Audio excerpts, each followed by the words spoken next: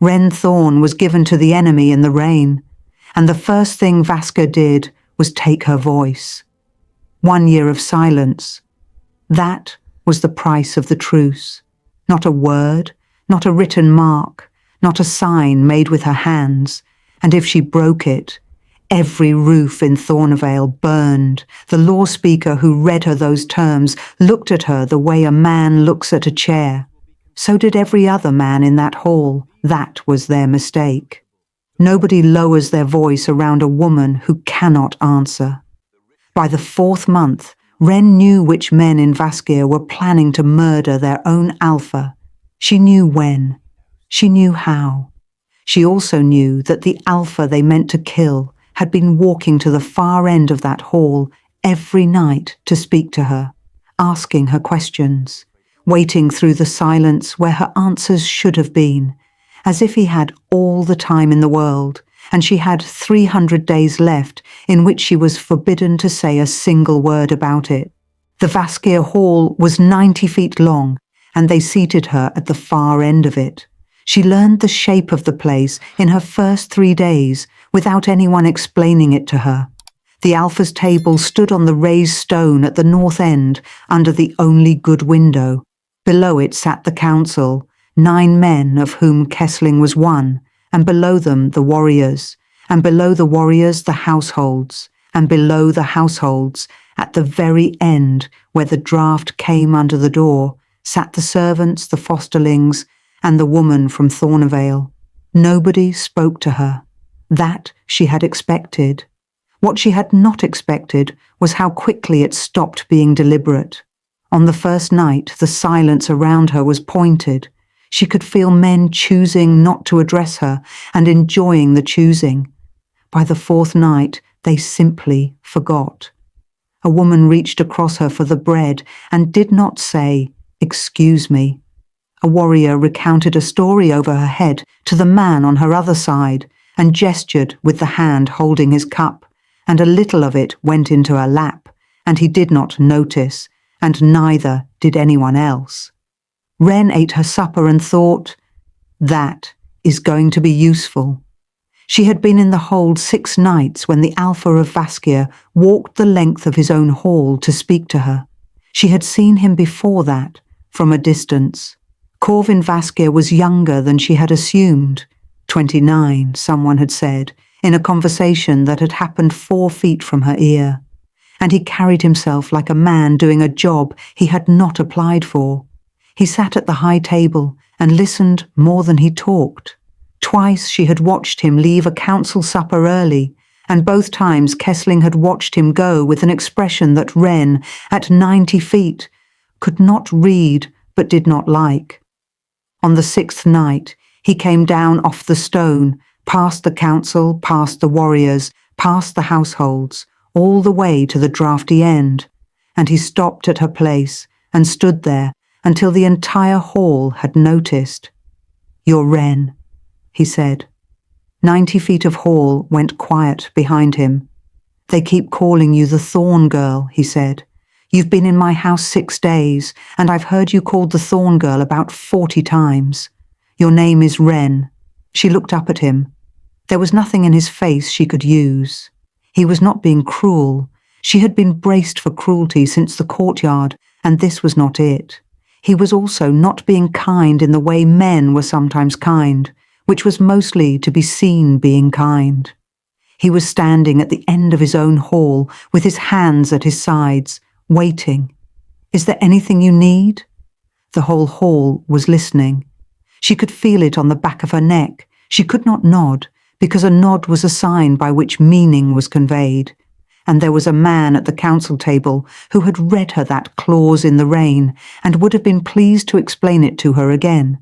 She could not shake her head. She could not lift a hand. So she did the only thing left to her, which was nothing. She held his eyes and gave him nothing at all. It went on a long time, long enough that a bench creaked somewhere in the middle of the hall, long enough that she watched something move behind his face, not anger, which she could have borne, but a small, quiet withdrawal, the look of a man who has extended his hand and understood that it is not going to be taken, and is now working out how to put it away without anyone seeing. "All right," Corvin said. He walked back up the length of the hall.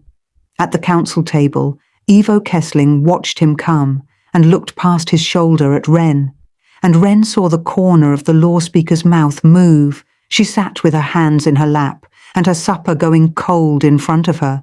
And she felt something she had not felt in the courtyard, or at the gate, or watching her mother's cart go down the cliff road.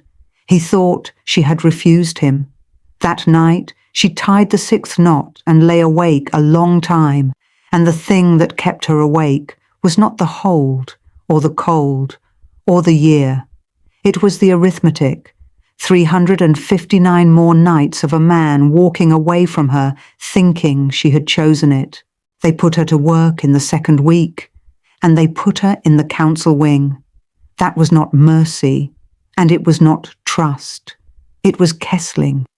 She understood it the moment the steward handed her the bucket and the brush and told her which corridor.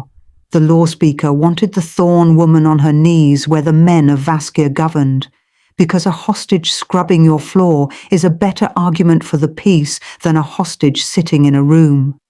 She took the bucket. The council wing ran the width of the hold's east side, the chamber itself with its long table, the record room beside it, and a stone corridor connecting them with tall, narrow windows, all down one wall that let in the flat, grey sea light.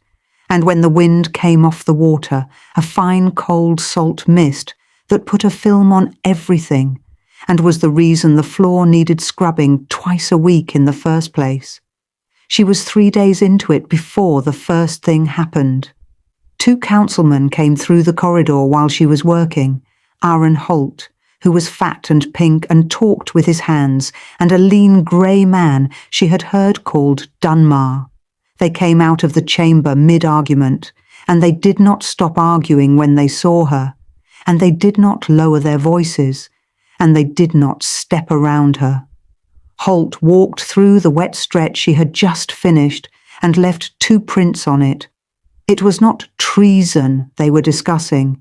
It was grain, the northern grazing that Thornevale had just handed over, and how much of it went to the hold, and how much went to the 4 families who had wanted the war in the first place.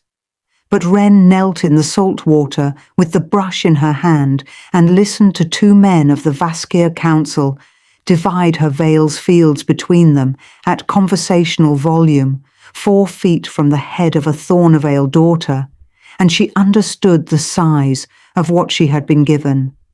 They had decided what she was in the courtyard, a term of the treaty, a thing that had been delivered, like the grazing and the river tolls, and nobody in the history of the world has ever lowered his voice in front of a thing. She finished the corridor. She wrung the brush out. She went back to her room and tied the 17th knot, and then she sat for a while with the thread in her hands, and she started, for the first time since the courtyard, to think about the year as something other than a length of time to be survived. 348 days of men talking in front of her. She was not strong. She was not a fighter. She had never held a blade in her life, and had no illusions about what would happen if she tried. She had no standing, no allies, no voice, and no way to send a word south to her own mother. But she had a floor to scrub in the council wing twice a week, and she had 2 ears, and she had a piece of grey wool thread. They had mistaken her silence for emptiness. She decided to let them. The healer's name was Haller, and she was the first person in Vaskia to look directly at Wren without deciding something about her first. It happened in the 5th week. Wren had taken the skin off 2 knuckles on the corridor stone and left it 3 days too long, and the hand had swollen enough that the steward noticed and sent her down to the healer's room under the kitchens, which was warm, the first warm room she had been in since the Vaal. Haller was in her 50s, broad through the shoulders, with grey hair cut off blunt at the jaw, because she had better things to do with it. She took Wren's hand. turned it over, and made a noise of pure professional disgust. 3 days, she said, at least, in salt water. Sit. Wren sat. Halla worked on the hand and talked the entire time, and Wren realized after a few minutes that the woman was not talking to her in the way people talked at her, the loud, slow way that some of the households had adopted, as though silence were a kind of deafness. Halla was talking the way people talk while their hands are busy, about the weather and the state of the kitchens, and a warrior who had put his shoulder out doing something stupid on the cliff stairs. She did not leave gaps for answers. She did not need any. It was the least lonely 20 minutes Wren had spent in Vaskia. When it was done, Halla wrapped the hand and did not let go of it. Now, she said. The other one, Wren's left hand, was closed. Halla waited. Wren opened it. The thread lay across her palm. 34 knots, tight and even, worked along the middle 6 inches of it, and the wool gone dark and slightly greasy from being handled every night for 5 weeks. Halla looked at it for a long moment. Wren watched her count.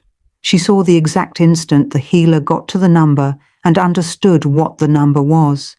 The small drop of the chin, the flick of the eyes to the window and back, the arithmetic completing. She braced for the question.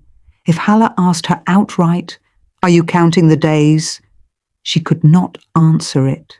A nod was a sign, a shake was a sign, and they were alone, and Kessling was 3 floors up, and Wren had already learned that in this house being alone with someone was no guarantee of anything at all. Halla did not ask. She closed Wren's fingers back over the thread, the same way her mother had done it in the courtyard, and patted the fist twice. "That's poor wool," she said. "It'll fray before the winter's out, and then, where will you be?" She went to a shelf, came back with a length of good grey yarn, twice the thickness, and put it into Wren's other hand, the bandaged one, so that Wren had to hold it awkwardly against her chest. "Doubled. That'll hold 300. Halla said. "More, if you keep them small." Then she turned around and started clearing her table and did not look at Wren again. And after a moment, Wren understood that she had been dismissed, and that she had just been handed something, and that neither of those things was going to be discussed. She went up the kitchen stairs with a bandaged hand and 2 threads. She had an ally now. She had one person in the Vaskia hold who knew she was counting, and she could not tell that person a single thing. If you're following Wren's year, subscribe. New stories every week on The Moon Chose Us. The cliff stairs went down from the hold's west gate in 91 steps, cut into the rock, and at the 40th there was a flat shelf about the size of a cart where the masons had stopped to work and never quite tidied up after themselves. Wren found it in her 7th week and started going there whenever the kitchens released her. It was the only place in Vaskia where nobody was. The wind came straight up the cliff face so hard that it pushed the rain sideways past the shelf instead of onto it, and the sea below was grey-green and enormous and did not care about the treaty, and she could sit on the cold stone with her arms around her knees and be, for half an hour, not a term of a document. Corvin found her there in the 8th week. She heard him on the steps and had already decided not to move by the time he came round the turn. There was nowhere to go, 91 steps up or down, and he was standing on all the ones that mattered. He stopped a good way off, sat down on the step above the shelf rather than coming onto it, which put him further from her than a man of his rank had any need to be. "I'm not going to ask you anything," he said. "I did that. I'm not doing it again." The wind took most of it. She heard it anyway. He sat there and looked at the water. "My father used to come down here," he said, after a while. "Not this shelf. Further down, there's a cut in the rock at about 70. He'd go down there when the council had been at him. I thought it was weakness when I was a boy. grown man hiding on a stair from 9 men in a room. He shifted, and a bit of loose stone went off the edge and was gone before it made any sound. He was right, though. It's the only place in the hold nobody can follow you into and pretend it's business. Wren sat very still. He didn't want the war either, Corvin said. That's the thing nobody down south will believe. 4 families wanted it, Holt's people, Dunmar's people, and 2 more. They wanted the northern grazing, and they wanted the river, and they had wanted them for 30 years. And when my father died, they had a 19-year-old alpha and a council that had been waiting. He looked at his hands. I've been trying to end it since I was 22. 7 years. And the way I ended it was to send a law speaker south to take the grazing and the river and a girl and stand in a courtyard in the rain and read her the price. The sea went on below them. I've read that document 40 times, he said. There's a clause in it I don't remember agreeing to. I've stopped saying that out loud, because the last time I said it, Kessling produced the minutes and my own seal, and 9 men watched me be wrong in front of them. He stopped, and this was the thing that undid her, the thing that stayed with her long after the wind and the cold had gone out of the memory. He left a pause, not a rhetorical one, not the kind of gap a man leaves before going on. He stopped talking, and he waited, with his eyes on the water, the way you wait for someone to answer you. He waited perhaps 8 seconds. Right, he said, and did not sound bitter about it. Well, I'll go up first. He climbed. She listened to the 91 steps until she couldn't. Then she sat on the cold shelf with her arms around her knees and let herself, for the first time since the courtyard, want something. She wanted to tell him about the 4 families. She wanted to tell him that Holt and Dunmar had divided her Vale's grazing over her head in the east corridor while she knelt in the water, and that she could name the 2 more because she had heard them named on a Tuesday between the record room and the chamber door. She wanted to tell him that whatever the clause was that he did not remember agreeing to, she believed him. She had 300 days, the 11th week. The record room, late. And she was only in the east corridor at all because the steward had decided the sea mist had got at the chamber floor again, and someone was going to deal with it before the council sat in the morning. She heard Kessling's voice through the record room door, and she stopped with the brush in her hand. She had by then developed a set of small habits she was not proud of. She knew which of the corridor flags rocked under a knee. She knew that the 3rd window from the north was warped in its frame and let sound through from the record room better than the wall did. She knew to keep the bucket where a man coming out of the chamber would see it first and read the whole picture, girl, bucket, floor, before he read her face. She moved the bucket. She knelt at the 3rd window. She scrubbed. Not by the road, Kessling was saying. The road is watched, and it is watched by people I do not control. The second voice answered, and Wren's hand stopped moving on the stone. She knew that accent. It was not a Vaskir voice. The men here clipped their words short and hard against the wind. It was a coastal way of speaking, and she had been listening to it for 11 weeks. The voice in the record room put its weight on the back of the word and let the ends run long, in the way that everyone she had ever loved put their weight on the back of a word. It was a Thornavale voice. It was a voice from her own Vale. Then how, it said. The upper track, past the shieling, down through the cut, and you do not stop at the Vale. You go through it, and you keep going. What you are carrying does not stop at Thornvale. They'll want to know.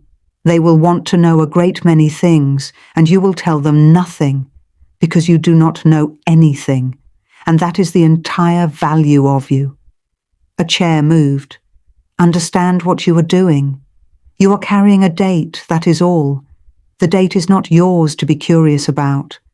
And after, There will be a hold here that is governed by men who understand what it is for, and a treaty that reflects the actual balance of things, and you will be paid the second half. Go before first light, not the road. Wren scrubbed the same 18 inches of stone until her arm ached. She got it all. She could have repeated the conversation word for word.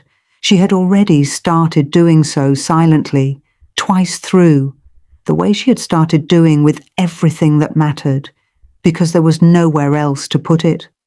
But when she took it apart afterwards in her cold room with the thread in her hands, she found that what she had was both enormous and useless. She knew that Kessling was sending something south by a man of her own vale, off the road, past Thornvale and beyond. She knew it involved a date. She knew that after, there would be a hold here governed by other men, and there was no reading of that sentence in which Corvin Vasca was still standing in it. She did not know the date.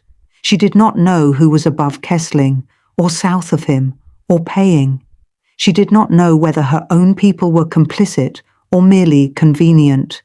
She did not know whether Corvin had months or weeks, and she could not say one word of any of it.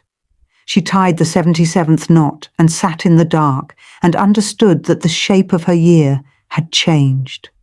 Up until that night, she had been counting down to the day she was allowed to speak. Now she was counting down against something else, and she did not know what number it was counting to. She tried for 11 days. The first attempt was the cup.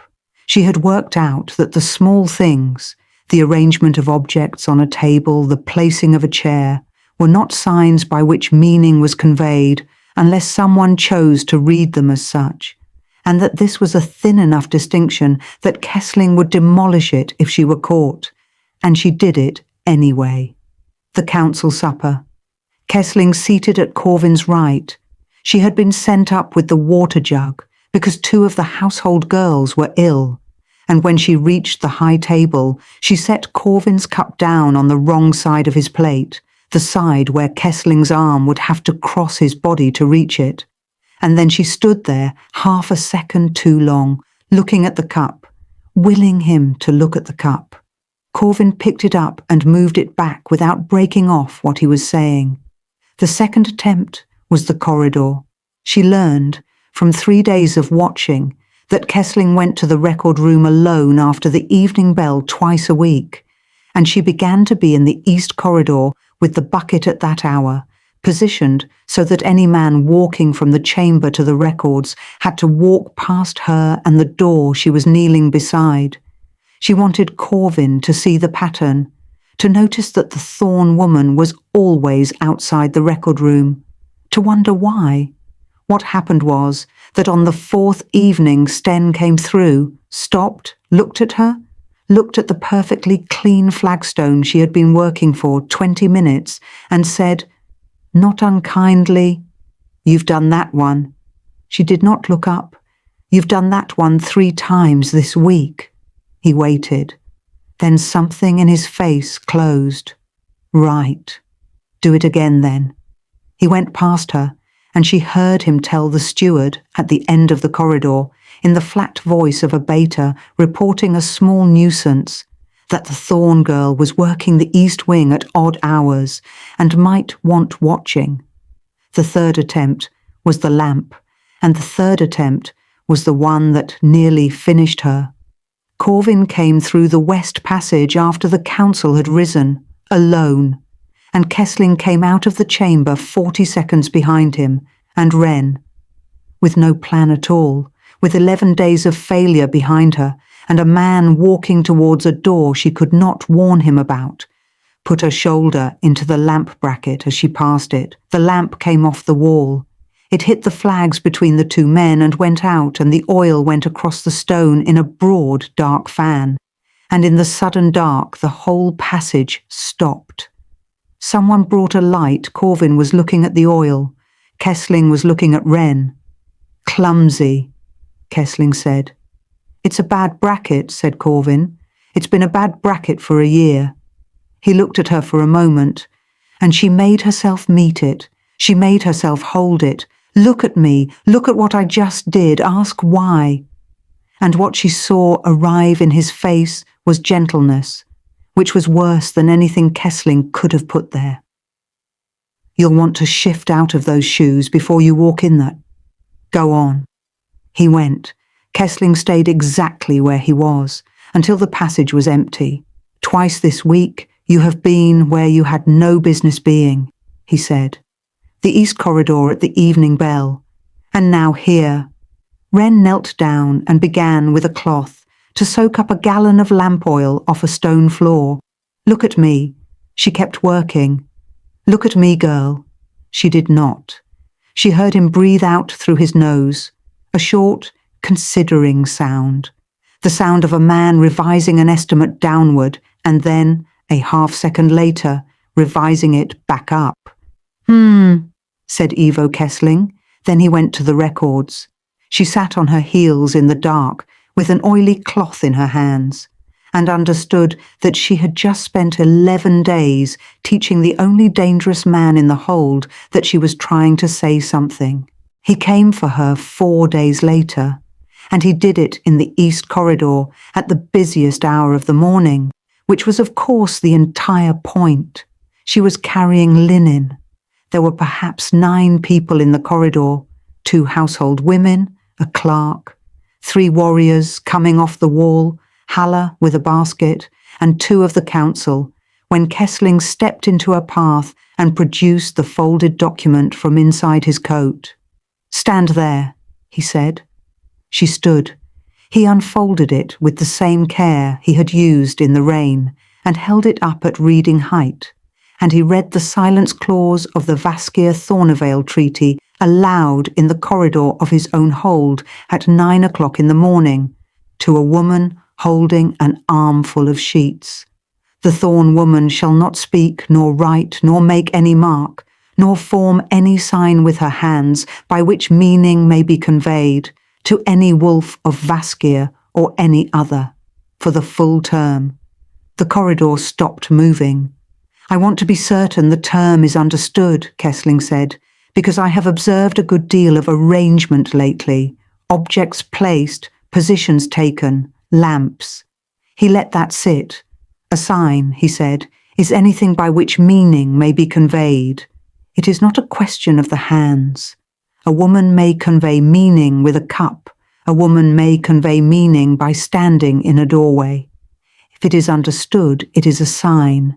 And if it is a sign, the term is broken. And if the term is broken, he refolded the document corner to corner. I am obliged, by this same document, to send 400 wolves south into a vale with no wall. I would find that regrettable. I would do it before the week was out. Somebody in the corridor shifted their weight, and then Kessling did the thing that mattered. He looked down at her hands. She was holding the linen against her chest with both arms, and looped twice around the fingers of her right hand, as it had been every hour of every day since the courtyard, was the thread. He reached out and took it off her fingers. He did not snatch it. He drew it away slowly, with 2 fingers, the way you take a thing from a child, and it slid off her hand, and she did not stop him, because stopping him was a movement, and a movement was a sign, and he was holding 400 wolves, and a veil with no wall. He held it up to the window. She watched him look at 101 knots.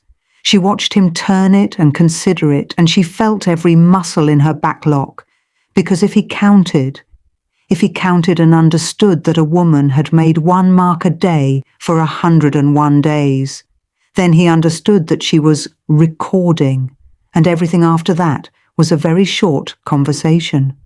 String, said Ivo Kessling. He let it fall. It went into the wet on the corridor floor. There is nothing behind her eyes, he said, not to Wren, to the corridor, to the 9 people standing in it. You have all been treating this woman as though she is holding something back. She is a term of a treaty. She is grazing and rivertoles with legs. Kindly stop looking at her as if she is a puzzle. It gives her ideas above her station, and it wastes your morning." He walked away. The corridor started up again.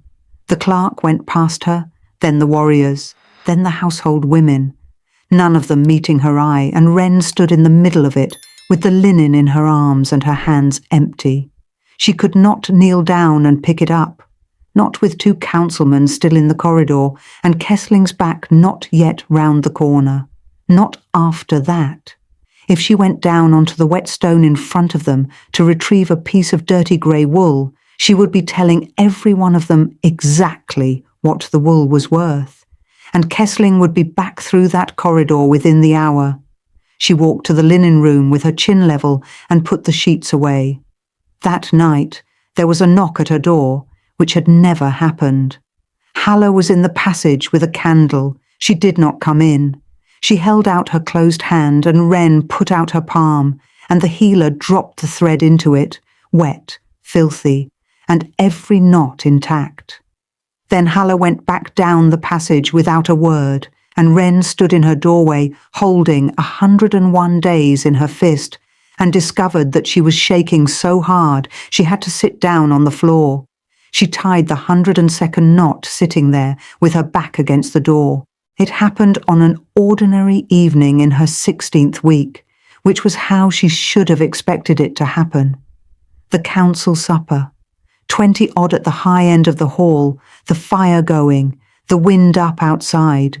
Wren had been sent up with the water again. She was sent up with the water most nights now, because the household girls had noticed that the Thorn woman never dropped anything and never talked back, and the household girls had their own arithmetic. She was 4 feet behind Corvin's chair with the jug when she saw Arenholt's hand. That was all it was. A hand moving over the top of a cup on the sideboard, and the small, deliberate stillness of a man's shoulders when he is doing something with his fingers that he does not want the room to see. It took perhaps a second and a half. Wren had spent 116 days learning to read the backs of men who thought she was furniture, and she saw the whole of it. She watched Holt lift the cup.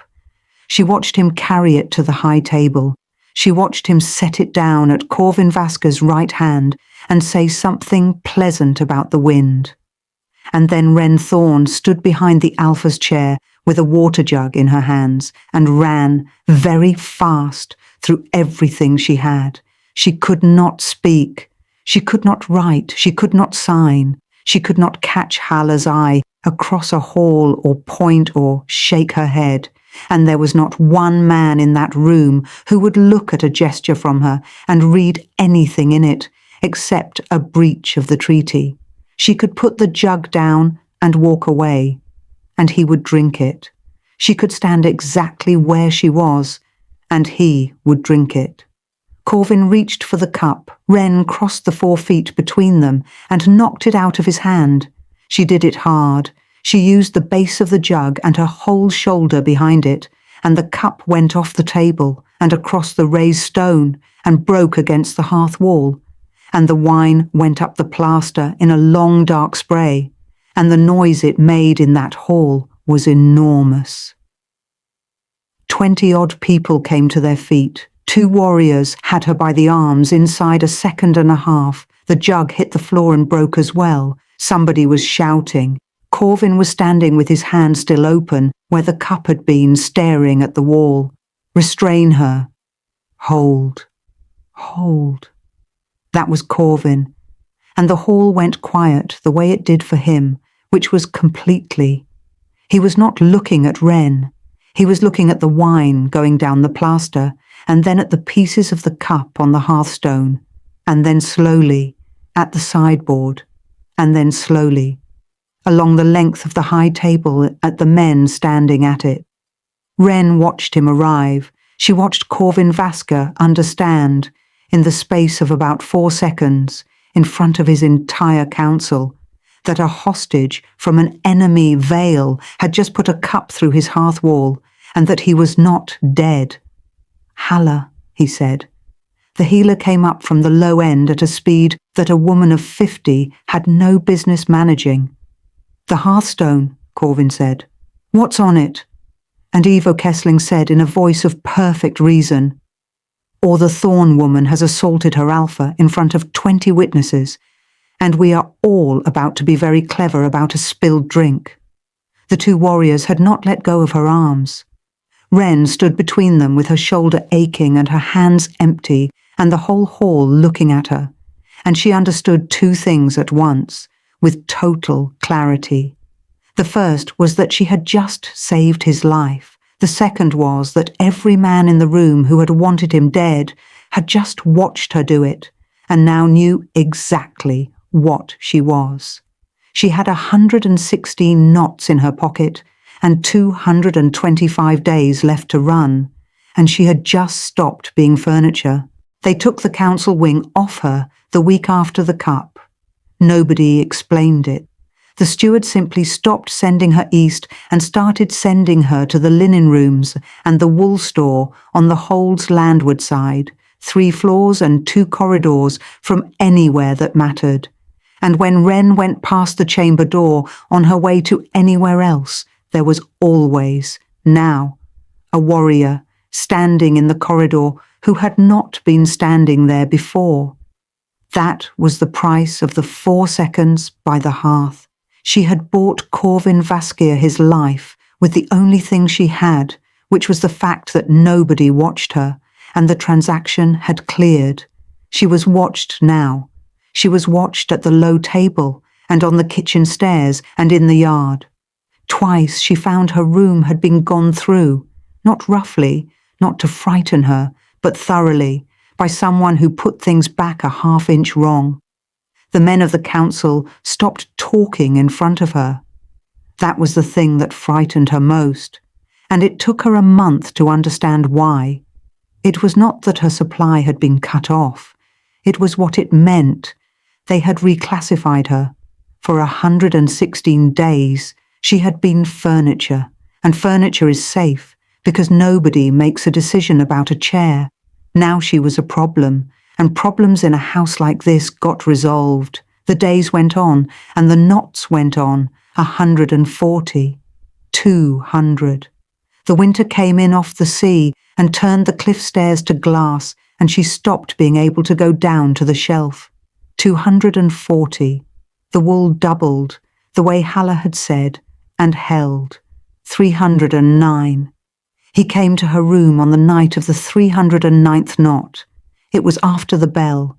She heard the warrior in the passage say something and stand aside, and then Corvin was in her doorway, with no guard and no lamp, and she got to her feet off the end of the bed, with the thread still in her hand. He shut the door. He did not come further in than a step. The hearthstone had wolfsbane on it, he said, in quantity.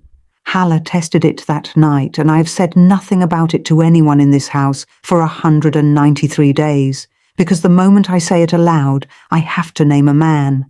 And I cannot name a man, because the only witness I have is a woman who is not permitted to open her mouth.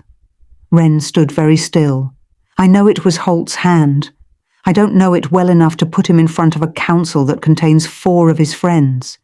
If I move on him and I'm wrong about the shape of it, I lose the hold in a week. He rubbed his face. And if I don't move, I am waiting in my own house for the second attempt. He looked at her then, properly, the way he had in the hall on the 6th night. There have been 2 since, he said. You should know that. The stair rail on the west turn had been worked at with a chisel, and there was a man on the cliff path in the 4th month who has not been seen since, and Sten will not tell me what happened to him, which tells me what happened to him. The wind came off the water and got into the window frame. Wren. He had used her name perhaps 6 times in a year, and she felt it every time. I'm going to ask you for something, and I want you to hear the whole of it before you decide. She waited. Speak to me. Once. Now, in this room, with the door shut and no witness in the world but me. He said it quietly and quickly, as though he had been carrying it up 3 flights and needed it out. Tell me the name. That's all. One name, and I can start pulling on it, and I will never say where it came from. Not to the council, not to Sten, not to Halle. I will take it to my grave, and I will build the case backwards from it so that it never touches you." She did not move, and I know what I'm asking. He was not looking away from her. I know that Kessling read you the arithmetic in that courtyard, and I know you have been doing it every day since. 940 people. No wall. I'm asking you to gamble your entire veil on my word that nobody will ever know you gave it to me. The room was cold enough to see his breath. "But I'll take it," Corvin said. "Whatever comes of it. If it goes wrong on me. I'll stand in front of the council and say I compelled you. I'll stand in front of your mother and say it. I have thought about this for 193 days, and I cannot find another way to stay alive, and I would like very much to stay alive." And then, because he was who he was, he stopped and left the pause. Wren looked at the man who had walked 90 feet of his own hall to learn her name, who had gone down onto a cliff stair to tell her about his father, who had left 8 seconds of silence over the water for an answer he knew would not come, and had not once in 309 days made her feel the cost of it. She thought about the record room and the warped window frame, and a voice from her own veil saying they'll want to know. She thought about a document folded corner to corner in the rain, and she shook her head. It was the first sign she had made in 309 days, and she made it deliberately, in front of the only man in Vaskir who would not use it against her, and the making of it hurt more than the silence ever had. Corvin let out a breath. "No," he said. "No, of course." He stood there a moment longer. Then he crossed the room, 3 steps, and she had a half-second of pure animal certainty about what was going to happen, and it did not happen. He stopped in front of her and took her right hand, the one with the thread wound twice around the fingers, and he turned it over and looked at the knots the way Kessling had looked at them and did not count them either, and then he closed both his hands around it and held on. Neither of them said anything, which was, in fairness, her only option. 56 days, he said to her knuckles. "I can count too." He put her hand down gently, as though it was something he was returning. "I won't ask you again," he said. And he did not. The rider came up the cliff road on the 334th day. Wren was in the wool store when the horn went, and she heard the hold change around her, boots on the stone above, doors, a shout in the yard, and by the time she got to the head of the kitchen stairs, the corridor was full of people going the same way, and she went with them because for once nobody was looking at her. The council chamber doors stood open. That was how she came to be standing at the back of a crowd of 40 in the east corridor, in the exact spot where Ivo Kessling had once read her the terms of her own silence, when the law speaker announced to the assembled hold of Vaskir that the plot against their alpha had been traced to Thornevale. "A runner was taken at the Shealing track," Kessling said. "He is a Thorn man. He was carrying instructions, and he has given a full account." Wren put her hand flat on the wall. "He names his own Vale's council," Kessling said. "He names 3 men of the Thorn line.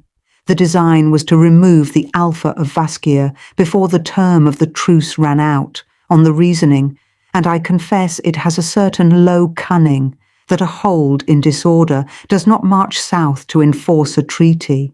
They meant to buy back the grazing and the river with a murder. Somebody in the corridor said, 'God.'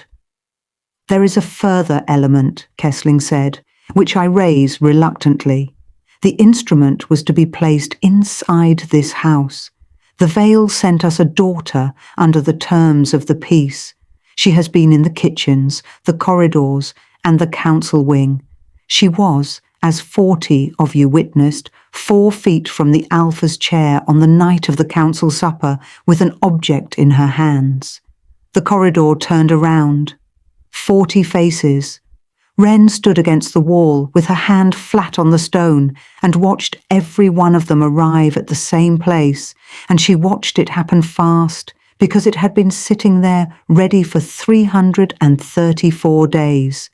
She could not say a word. That was not the part that took the floor out from under her, though. She had been unable to say a word since the rain, and she had built a life inside that.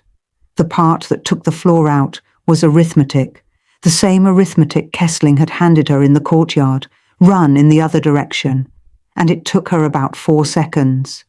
If Thornvale is the origin of the plot, the treaty is void. If the treaty is void, the veil burns.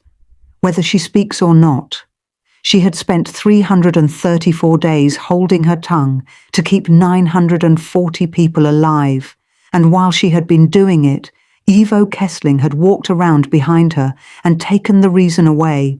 Her silence protected nothing now. It never had. It had only ever protected him. She got out of the corridor before her legs went. She got as far as the linen room, and she sat down on the floor between the shelves with her back against the wall, and she made herself breathe, and then she made herself think. He needs the veil guilty. That was the shape of it. He does not need Corvin dead in order to burn Thornvale. He needs Thornvale burning in order to explain why Corvin is dead. It is not 2 plans. It is 1 plan, and the murder is the smaller half, and the runner at the shieling track is his own man, taken by his own warriors, confessing to his own script. She had 7 days. She went into the records on the night of the 336th day, and she was not clever about it. She had run out of the time in which cleverness was possible. Haller got her past the corridor, which Wren had not asked for, and did not understand until much later. The healer simply appeared at the foot of the east stair at the evening bell, with a basket and a story about the clerk's chest, and talked the warrior on the corridor into walking her up 2 flights to a cupboard, and while he was doing that, the door of the record room was unattended for 90 seconds. Wren used 70 of them. The record room was cold and smelled of dust and salt and old ink. Kessling's own chest stood under the window. She had known where it stood for a year, because she had knelt outside its door for 4 months of Tuesdays, and it was not locked, because a law speaker of Vaskia did not need to lock a chest in a hold where everyone was frightened of him. The Vaskia-Thornvale treaty was in the top layer where she expected it, folded corner to corner. The oilcloth, she had watched that document go in and out of a coat 100 times. Underneath it, flat against the bottom of the chest, was another one. She got it out and held it up to what was left of the window light, and knew inside 2 seconds that it was not a copy. The hand was different, older, tighter, sloped hard to the right. The seal was different, not the plain wax disc on Kessling's document, but a heavy grey seal with a device pressed into it that she did not recognise, split and rejoined where the document had been opened and closed. The parchment was heavier, and it was shorter. Kessling's treaty ran to 4 clauses on the second face. This one stopped 3/4 of the way down. It was 1 clause shorter. Wren stood in a freezing record room with the thing in her hands and looked at the shape of it, and she could not read a single word. It was written in the old sea law script. She had seen it before, on the gate lintel at Thornvale, on the 2 stones by the Vale Church, on a cup her grandmother had owned. It was the script the North had used for oaths and boundaries before anybody's grandfather was born, all vertical strokes and hooks, and it was read now by clerks, law speakers, and nobody else alive in the Vale where she came from. She had in her hands the answer to every question she had. She could not open it. She could hear the warrior coming back down the stair with Haller. Wren put Kessling's treaty back into the chest, folded corner to corner, exactly as it had lain. She put the old one inside her dress against her ribs. She closed the chest. She was on the corridor flagstones with a cloth in her hand when the warrior came round the turn, and he looked at her the way everyone had looked at her since the 4th day of the week, with the flat, open dislike of a man standing near a thorn. And he said, "You're not to be up here." She got up and went. Halla was waiting at the turn of the kitchen stair. Wren took the old treaty out from against her ribs and put it into the healer's hands. She could not explain it. She could not say, "This is the real one," or "There is a clause in it that is not in his," or "I cannot read it and you must find someone who can," or "If I am dead in 6 days, this is the only thing left." She stood on a kitchen stair in the dark and pressed a piece of 400-year-old parchment into a woman's hands and looked at her. Halla looked back for a long moment, then she put it inside her own dress, against her own ribs, and said, "Poor wool phrase. Good wool holds. Go to bed." They called the full assembly for the morning of the 341st day. Every wolf in the Vaskir hold stood in that hall, and the ones who could not get in stood in the east corridor and the west passage with the doors open. 200 people. The council at the long table on the raised stone. Corvin in the Alpha's chair with his hands flat on the wood in front of him, and a face like the cliff. Sten at his shoulder, Halla at the low end with the households, and Wren Thorn standing between 2 warriors at the foot of the stone where she had been put. Ivo Kessling read for 11 minutes. He read the runner's confession. He read the names of 3 men of the Thorn line.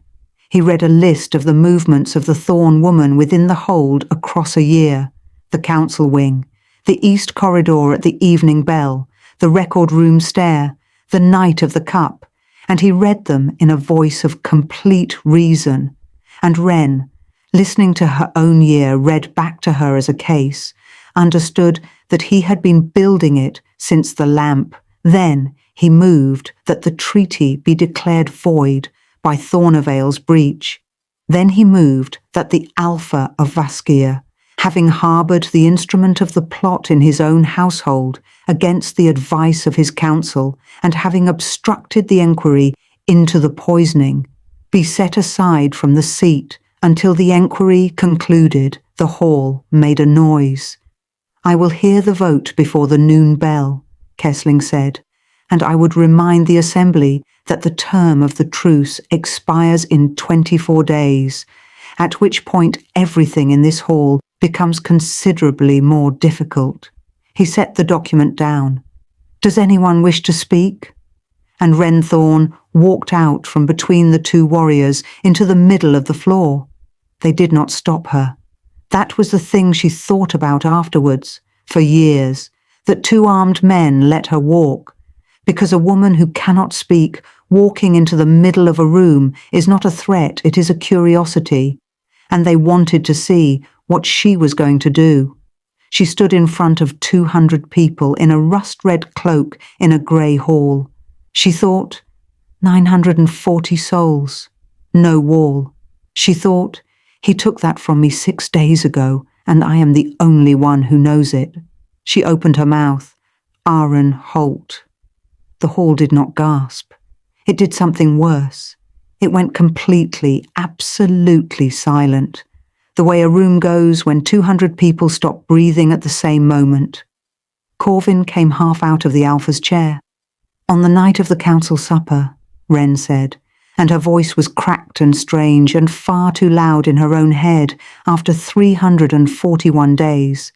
"You stood at the sideboard with your back to the hall, and you put wolfsbane into a cup with your right hand, and then you carried it to the high table and set it at the Alpha's right hand and said something pleasant about the wind. Silence her! Dunmar! She did not stop. She had known she would only get one run at it, and she had been arranging the order of it in her head for 6 days. On the 14th day of the salt month, in the East Corridor at the 9th hour, you told Aaron Holt that the northern grazing would go to 4 families, and not to the hold, and you named them, and I heard you name them, and you walked through the water I had just washed to do it. Kessling was on his feet. This woman has voided the treaty in front of 200 witnesses. Ivo Kessling, said Wren, and Kessling stopped. 11 weeks after I came here, she said, on a night when the sea mist had got at the chamber floor, you stood in the record room with a man from my Vale. I know his voice. He was born 9 miles from my mother's house. She was shaking so hard now that she had to lock her knees. You told him not to take the road. You told him the upper track past the Shealing, down through the cut through Thornevale and out the other side, because what he was carrying did not stop at Thornevale. You told him he was carrying a date. You told him the date was not his to be curious about. You told him that afterwards there would be a hold here, governed by men who understood what it was for, and that he would be paid the second half. Nobody in that hall moved at all. I have been in this house for 341 days, Wren said. I have been in the kitchens and the corridors and the council wing, and I have been in every room where you did your work, and not one of you ever lowered his voice, because not one of you ever thought there was anybody there. She took the thread out of her sleeve. She held it up, a doubled grey wool cord, dark and greasy from a year of handling, worked from end to end with small tight knots. 341, she said. 1 for every day I stood in the room. And she laid it down on the stone floor in front of the Council of Vaskia. You said there was nothing behind my eyes. She looked at Kessling, and she found, to her own surprise, that she was not frightened of him any more, and that this was the only thing in the entire year that had ever surprised her. You said it in the East Corridor on a Tuesday morning, in front of 9 people. 6 of them are standing in this hall. She heard someone at the low end start to cry. I have just burned my mother's house down, Wren said. I know exactly what I have done. I did it because you took the reason away from me 6 days ago and thought I was too stupid to notice. Kessling recovered fast. She had expected nothing less. Then we are agreed on the essential point, he said, and his voice was steady, and Wren understood that he had been in worse rooms than this one. The Thorn woman has spoken. The term is broken. Whatever else is in dispute here, that is not. 200 of you heard it. The treaty is void from the moment the word left her, by the plain words of the document. He picked it up off the table. I am obliged to read the clause and to execute it. I take no pleasure in. Read it, said Haller. Kessling looked down the hall. The healer had come up the middle of the floor with a basket on her arm, and she reached into it and took out a heavy folded parchment with a split grey seal, and she walked to the clerk's place at the end of the council table and put it flat in front of him. Read that one, Haller said. That is not. It came out of your own chest, said Haller, and I'd be careful about the next thing you say, Ivo, because I've been in this hold 31 years, and I've buried 2 of your predecessors, and I can tell a 400-year-old seal from a wax disc you pressed last spring.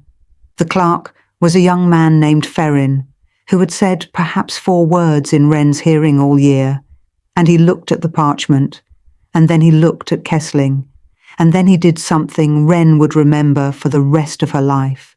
He sat down and began, quite calmly, to read. It took him a long time. The Sea Law script was slow going, and he read it aloud in full, clause by clause, in a flat clerk's voice, and the hall of Vaskia stood in complete silence and listened to the actual treaty between Vaskia and Thornevale for the first time. The grazing, the river tolls, the term of years, the surrender of one daughter of the Thorn line into the keeping of the Vaskia hold, and then Ferrin stopped. There's no silence clause, he said. He turned the parchment over and checked the second face and turned it back. There is no silence clause. It isn't in here. It doesn't exist. Wren heard her own breath go out. "There's a fourth clause," Ferrin said, "but it isn't that." He put his finger on the line and read it twice to himself before he read it out. And when he read it out, his voice had changed. "The daughter of the Thorn line shall be received into the Vasgir hold, not as surety nor as hostage, but as Luna of Vasgir, seated at the high table, and shall hold the rights and standing of that seat from the day of her arrival. And this is the peace." The hall came apart. Wren stood in the middle of the floor and did not hear most of the next several seconds. She was doing arithmetic. From the day of her arrival, 341 days of scrubbing a corridor floor in salt water at the far end of a hall she had a seat at. 341 days of a man walking 90 feet to speak to a woman who could have been sitting beside him. 341 nights of counting down to a day on which she would be permitted to say a word she had held the right to say the entire time, and the last piece went in, and it was the coldest thing she had ever thought. He had to kill Corvin before the year ran out, because on the day the year closed, whatever Kessling had told her the terms were, the Thorn woman was going to open her mouth, and the first thing anyone would have done was check the document. The murder had never been on a strategic clock. It had been on hers. Corvin was standing. He had been standing for some time. He was not looking at Kessling. He was looking at the thread on the floor and then at her. And Wren watched the whole year rearrange itself behind his face, the sixth night in the hall, the cliff stairs, the lamp bracket, the cup, a woman shaking her head at him in a cold room and hurting herself to do it.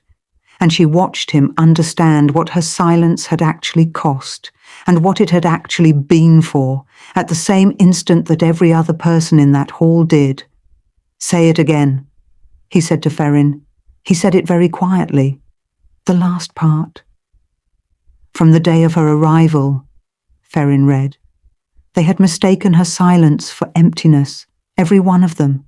For 341 days they had walked past a woman with a seat at the high table and taken her for the furniture of a room, and they had done all of their work in front of her. S15, the closing shot. They took Aaron Holt in the hall. They took Dunmar on the west stair. The other two got as far as the yard. Ivo Kessling did not run, and Wren had known he would not, because running was a thing that men without documents did. They brought him back to the centre of the floor of the Vasgir Hall and stood him there, one warrior at each arm, in the exact place where Wren Thorn had stood between two warriors an hour before. 200 people had not left. The doors were still open onto the east corridor and the west passage and the yard, and the ones who could not get in were standing on the steps in the cold. "I will address the assembly," Kessling said. "No," said Corvin Vasgir. "You won't." He came down off the stone. He walked past Kessling without looking at him and picked the grey thread up off the floor, and he handled it very carefully, and he carried it to the woman standing at the foot of the raised stone and put it back into her hand and closed her fingers over it, the way her mother had done in the rain. Then he turned around. "Ferrin," he said, "read the fourth clause of the law speaker's document." Ferrin picked up the forgery, and Ivo Kessling stood in the middle of the hall of Vasgir with a warrior at each arm and listened to a clerk read out, slowly, in a flat voice, to every wolf in the hold and everyone standing on the steps in the cold, the clause he had written himself and pressed with a seal he had made last spring. "The Thorn woman shall not speak, nor write, nor make any mark, nor form any sign with her hands by which meaning may be conveyed to any wolf of Vasgir or any other, for the full term." He opened his mouth twice. Both times the warrior at his right arm tightened his grip, and both times Ivo Kessling closed it again. And the second time he understood what was being done to him, and Wren saw him understand it. He had read her those words in a courtyard in the rain to 12 wolves and a stable boy, and her mother, because the reading was the point. Ferrin read them 4 times, once for the hall, once for the corridor, once for the passage, and once for the people on the steps, and every time he finished, Corvin said, "Again." Kessling stood in the middle of 200 people who had all, at one time or another, watched him humiliate a woman who could not answer him, and not one of them let him say a word. Renthorn counted 341 days. If you counted with her, leave the number in the comments and subscribe for the next story.